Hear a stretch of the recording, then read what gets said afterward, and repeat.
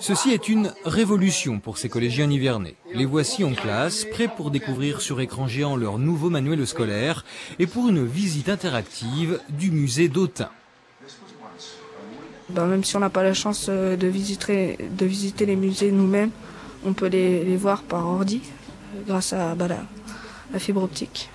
Depuis peu, en effet, la classe de Romain est connectée à un réseau très haut débit voulu et cofinancé par le Conseil général. 600 km de fibre optique parcourent déjà le département et permet aux nouvelles technologies de communication de faire leur rentrée dans les collèges. La machine, on était déjà un peu en avance technologique de par les équipements.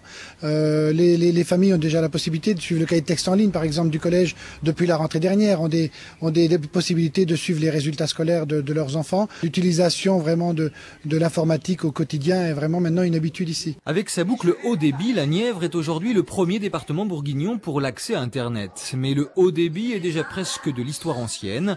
Comme au collège de la Machine, le département mise désormais sur le très haut débit et dévoilera dans quelques mois son nouveau schéma d'aménagement numérique. En fait, aujourd'hui, on a réglé pour l'essentiel la question des tuyaux sur le haut débit.